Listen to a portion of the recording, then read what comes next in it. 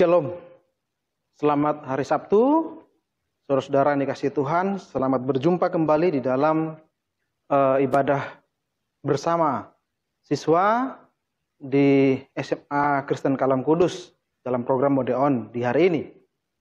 Ya, di pagi hari ini kita akan kembali ibadah bersama-sama, baik kelas 10, 11, dan kelas 12. Kita ingin menikmati firman Tuhan yang akan menolong kita untuk kita boleh menjalani hari-hari ini dengan kekuatan yang Tuhan berikan kepada kita. Nah, saudara dikasih dalam nama Tuhan Yesus Kristus, sebelum kita merenungkan firman Tuhan pada kesempatan ini, mari kita bersatu dalam doa. Kita berdoa. Bapa kami di sorga, kami bersyukur, kami diberikan kesempatan oleh Tuhan. Dalam kesempatan hari ini kembali kami boleh ada bersekutu bersama-sama secara virtual. Semua elemen daripada SMA Kristen Kalam Kudus Matang Siantar. Baik kelas 10, 11, kelas 12, juga Bapak Ibu Guru Wali kelas, bahkan juga dengan para orang tua yang ingin rindu menyaksikan dan mengikuti ibadah ini. Kami berdoa kiranya Tuhan menolong kami, maka dalam ibadah kami di hari ini kami sungguh menikmati lawatan Tuhan dan firman Tuhan, dan kami semakin dibangun, diberikan semangat, dimotivasi oleh Tuhan untuk menjalani hari-hari dengan optimisme, dengan antusias dalam pertolongan Tuhan. Hamba-Mu terbatas, begitu juga semua yang mengikuti ibadah pada hari ini secara virtual. Tuhan menolong kami dalam hikmat Tuhan, pimpinan Roh Kudus, kami mengerti apa yang Tuhan inginkan dalam kehidupan kami untuk kami lakukan demi kemuliaan bagi nama Tuhan. Dalam nama Tuhan Yesus kami berdoa dan siap untuk merenungkan firman Tuhan. Amin. Nah, saudara-saudara dikasih dalam nama Tuhan Yesus Kristus, hari ini kita masih dalam sebuah tema besar berbicara mengenai semangat ya masuki hari reformasi gereja di bulan Oktober ini. Kesempatan ini kita akan merenungkan suatu bagian firman Tuhan di dalam kaitannya dengan salah satu sola, yaitu sola gratia, atau hanya oleh anugerah Allah. Nah, apa yang menjadi perenungan kita pada pagi hari ini, pada kesempatan ini saya mengajak kita untuk kita membuka bagian firman Tuhan yang menjadi perenungan kita yang diambil dari Efesus pasal 2 ayat 8 sampai 10. Demikianlah firman Tuhan akan saya bacakan bagi kita sekalian. Firman Tuhan tertulis, "Sebab karena kasih karunia kamu diselamatkan oleh iman. Itu bukan hasil usahamu, tetapi pemberian Allah. Itu bukan hasil pekerjaanmu. Jangan ada orang yang memegahkan diri. Karena kita ini buatan Allah, diciptakan dalam Kristus Yesus untuk melakukan pekerjaan baik yang dipersiapkan Allah sebelumnya. Ia mau supaya kita hidup di dalamnya." Nah, saudara-saudara yang dikasihi dalam nama Tuhan Yesus Kristus, dalam kesempatan hari ini saya memberikan sebuah tema perenungan bagi kita, yaitu menyikapi anugerah Tuhan. Menyikapi anugerah Tuhan, atau bagaimana kita meresponi anugerah Tuhan. Nah, saudara-saudara dikasihi Tuhan, ketika kita berbicara mengenai anugerah, apa sih anugerah itu? Ya. Nah, kita sering sekali mendengar kata anugerah ini. Nah, anugerah ini dia sering kali diidentikan ya, dia disebutkan dengan sebuah istilah lain, yaitu kasih karunia atau karunia. Ya, kalau dalam bahasa asingnya ya grace. Ya. Nah, saudara-saudara dikasih dalam nama Tuhan Yesus Kristus, apa itu anugerah? Apa itu karunia? Apa itu grace itu? Nah, ketika kita berbicara mengenai anugerah, nah, ayat 8 menjelaskan kepada kita. Anugerah. Sebab karena kasih karunia kamu diselamatkan oleh iman. Itu bukan hasil usahamu, tetapi pemberian Allah. Jadi saudara, anugerah itu sederhananya adalah sesuatu yang diberikan oleh Allah kepada manusia yang seharusnya dan sebenarnya tidak layak diterima oleh manusia. Nah, kata anugerah ini, kalau dalam bahasa aslinya, dalam perjanjian lama, itu memiliki sebuah makna, yaitu seorang tuan, ya, dia memberikan sesuatu kepada budaknya, ya, atau pelayannya, dan sebenarnya yang dia berikan itu tidak layak untuk diterima oleh sang budak. Tetapi itu dia berikan kepada budak. Nah, jadi ketika berbicara anugerah, berbicara satu hal yang begitu luar biasa, ya, yang begitu dibutuhkan, yang begitu urgent oleh kita manusia, dan itu diberikan oleh Tuhan kepada manusia, yang seharusnya manusia tidak layak menerimanya. Nah, saudara, seringkali orang memakai istilah anugerah ini, saya berpikir kurang tepat. Ya, katakanlah ketika seorang tahanan, narapidana yang mendapatkan keringanan, bahkan mendapatkan pembebasan bersyarat, sebelum waktunya dia sudah dibebaskan. Kemudian orang berkata, itu anugerah, itu karunia Tuhan untukmu, itu anugerah Tuhan untukmu. Apakah benar itu anugerah? Saya pikir tidak. Kenapa? Nah, saudara perhatikan. Seorang mendapat pembebasan bersyarat, misalnya dalam hari-hari raya tertentu, agama-agama tertentu, Natal, nanti orang yang narapidana Kristen yang bebas, ya, Idul Fitri yang Muslim dan seterusnya. Itu akan dilihat bagaimana rekap daripada sikap, ya. Apakah ada perubahan dari narapidana A ini selama kurun waktu tertentu dinilai sejak dia pertama masuk sampai pada hari tertentu di data. Oh, rupanya dia mengalami perubahan. Ya, ada perubahan-perubahan sikap yang akan menjadi bahan pertimbangan daripada lembaga hukum untuk, oh, orang ini bisa kita berikan pembebasan bersyarat pada hari raya agamanya. Itu bukan anugerah, karena itu layak diterima oleh sang narapidana. Karena dia membuktikan dirinya, dia menunjukkan bahwa dia layak untuk dia dibebaskan. Ya, dia menunjukkan perubahan sikap, dia bekerja, dia ikut ibadah, ya. Setiap hari di lapas itu bagi Kristen ada ibadah-ibadah dari gereja-gereja datang melayani. Jadi itu bukan anugerah, karena memang itu kelayakan daripada dia. Ketika seorang siswa, dia mendapatkan nilai ranking terbaik, prestasi, hasil, ya, membawa berbagai macam medali dan sebagainya. Itu anugerah Tuhan untuk mengangkat orang. Bukan, itu bukan anugerah. Itu karena dia berusaha, dia belajar giat, dan dia mendapatkan hasil itu. Ya. Jadi ketika seorang pekerja bekerja, kemudian kinerjanya itu sangat memuaskan, kemudian dia mendapatkan reward, itu anugerah untukmu. Itu bukan anugerah, saudara-saudara. Itu adalah reward. Karena apa? Seorang pekerja, dia bekerja dengan sungguh-sungguh. Kinerjanya dinilai sangat memuaskan, sehingga dia layak mendapatkan itu. Jadi seringkali anugerah ini, ya, kualitasnya direndahkan. Anugerah tidak semurah itu. Anugerah, menurut saya, adalah sesuatu yang hanya dapat diberikan oleh Tuhan kepada manusia. Karena manusia tidak layak mendapatkan itu, namun Tuhan berikan itu kepada manusia. Dan anugerah terbesar yang kita terima adalah keselamatan. Ketika manusia dengan segala kejahatannya, kalau kita membaca ya dari ayat 1 sampai seterusnya, dahulu kamu sudah mati karena pelanggaran-pelanggaran dan dosa-dosamu, ya. Ayat 3, sebenarnya dahulu kami semua juga terhitung di antara mereka ketika di dalam nafsu daging, ya. Ayat 4, tetapi Allah yang kaya dengan rahmat oleh karena kasih-Nya yang besar dilimpahkan pada kita, telah menghidupkan kita bersama-sama dengan Kristus, sekalipun kita telah mati oleh kesalahan-kesalahan kita. Sebenarnya kita manusia tidak layak untuk menerima itu. Bahkan untuk hidup pun, sekarang kita untuk hidup pun, kita tidak layak menerimanya. Karena manusia sudah sangat-sangat hidup dalam kejahatan.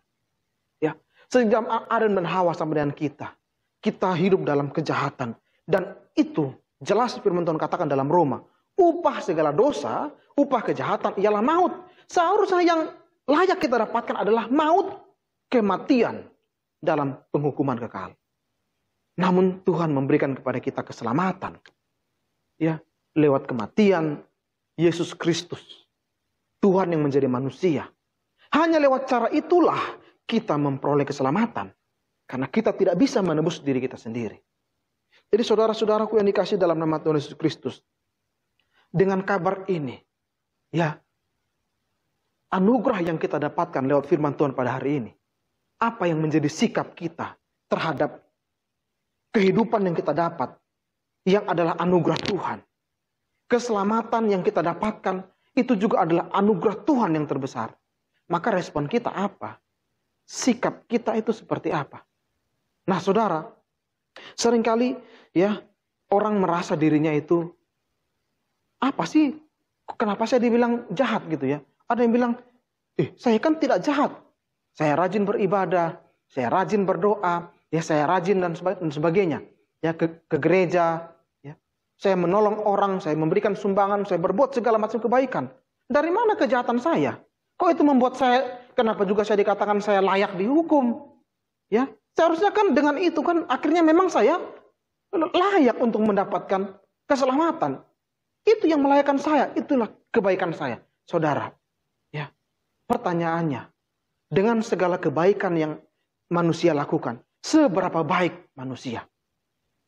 Ya, saudara, saya memberikan sebuah testing. Masing-masing kita pikirkan. Ya, dulu ketika saya masih kecil, masih SD, ada sebuah film. Iya, kalau tidak salah judulnya Dan, film Indonesia. Film itu bercerita tentang sebuah cincin.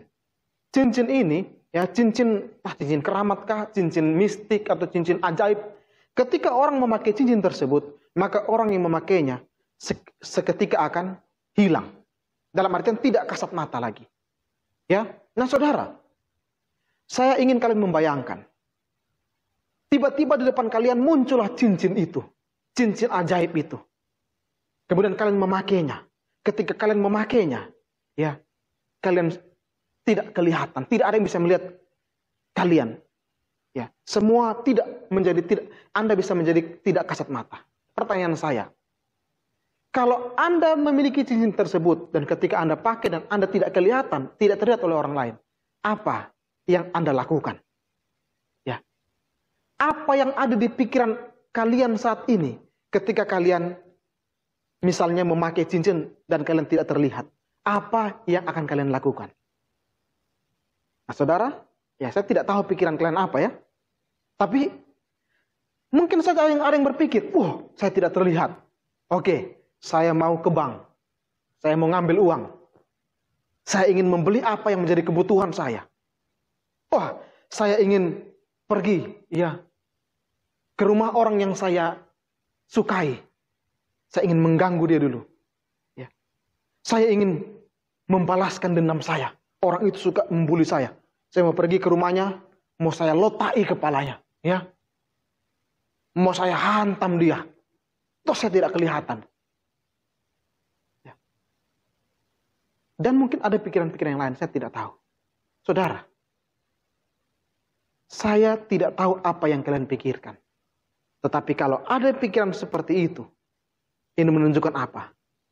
Bahwa manusia, kebanyakan manusia, kalau mau saya katakan ya, kalau misalnya ada 1-2 orang yang mungkin dia punya pikiran yang sangat-sangat baik, ketika dia tidak terlihat, dia punya pikiran suci, ingin melakukan satu hal yang sangat baik, luar biasa, saya angkat jempol. Tetapi saya yakin, ya, mungkin lebih banyak yang punya pikiran yang tidak benar, dengan kondisi tidak terlihat. Ini menunjukkan apa? Ini menunjukkan bahwa kita manusia tercemar oleh dosa. Ya. Ketika kita tidak terlihat oleh orang lain, kita ingin bisa melakukan banyak hal. Yang mungkin saja itu hal-hal yang tidak benar. Walaupun menyenangkan bagi saya. Memuaskan saya. Walaupun tidak benar. Toh tidak ada yang lihat. Tetapi sebaliknya di depan orang lain, kita ingin tampil menjadi orang yang baik. Ya. Di depan orang kita memoles diri kita sedemikian rupa sehingga kita terlihat sangat baik. Tetapi ketika orang tidak melihat kita, siapa yang tahu siapa kita? Saya, Anda, Tuhan, dan simbolis yang tahu seperti apa kita. Nah saudara, oleh karena itu, tidak ada manusia yang sangat baik yang bisa menyelamatkan dirinya sendiri. Karena setiap orang, semua manusia sudah berdosa. Maka Tuhan harus memberikan anugerah keselamatan itu supaya kita bisa selamat walaupun kita tidak baik. Ya. Hanya Tuhan yang baik. Oleh karena itu respon kita apa? Sikap kita dengan anugerah Tuhan apa? Kita baca ayat yang ke-9. Itu bukan hasil pekerjaanmu. Apa? Apa bukan hasil pekerjaan kita? Keselamatan itu. Ya, kehidupan ini bukan hasil pekerjaan kita. Itu bukan hasil pekerjaanmu. Jangan ada orang yang memegahkan diri. Yang pertama, saudara, sikap kita adalah kita tidak boleh sombong. Ya, banyak orang sangat sombong, merasa bahwa hidup ini adalah karena kehebatannya. Ya, saudara, saya mengajak kalian memikirkan satu hal lagi. Ikuti saya. Taruh kedua tangan Anda di dada Anda. Ya, taruh kedua tangan di dada. Nah ya, ikuti ya. Ini supaya kita mencoba. Ya. Rasakan di mana degup jantung Anda. Nah, kalau sudah terasa tangan Anda di tempat yang ada berdegupan jantung, sekarang coba katakan, "Hei jantung, berhenti. Hai jantung, berhenti." Ya. Aha. Ada yang bilang, ada yang mengikuti, atau ada yang takut, tiba-tiba berhenti betul ya. Apa yang terjadi? Ya, adakah yang berhenti jantungnya? Ada yang mengalami sesuatu? Saudara, ilustrasi ini menunjukkan apa? Bahkan jantung kita pun tidak bisa kita kuasai. Kehidupan kita adalah milik Tuhan. Dia yang memberikan jantung kita bisa berdegup kencang. Bisa merasakan hidup dengan ada degupan jantung ini. Ya. Kita tidak ada apa-apanya. Jangan sombong. Siapapun engkau. Ya. Orang tuamu mau kaya raya seperti apa, punya jabatan apa. Di mata Tuhan kita sama. Ya. Sama-sama manusia. Oleh karena itu jangan ada yang memegahkan diri. Jangan ada yang menyombongkan diri. Merasa dia lebih hebat. Sekarang lagi viral kan? Di media sosial ada seorang perempuan yang sombong ya, ini tercium HP ini aroma apa gitu ya, aroma miskin ini HP merek-merek ini ya. Wah, dulu kamu nongkrong di mana? Nongkrong di pinggiran ya. Oh, kami nongkrong di mall mewah gitu katanya. Saudara, apalah gunanya sombong? Mati pun kita sama-sama masuk dalam peti. Mungkin yang membedakan ada yang peti dari kayu, ada mungkin dari emas bahkan. Tapi ketika masuk dalam tanah, semua kita akan menjadi kembali kepada debu dan tanah dimakan oleh ulat. Kita semua akan kembali kepada Tuhan dan dihakimi oleh Tuhan. Yang pertama, jangan sombong. Karena kita tidak punya andil apa-apa atas hidup bahkan keselamatan kita. Yang kedua adalah ya ayat 10.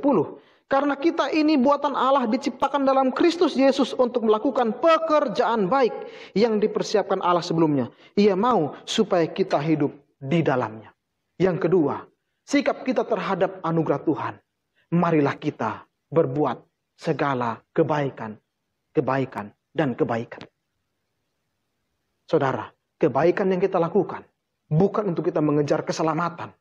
Bukan supaya kita mendapatkan pujian.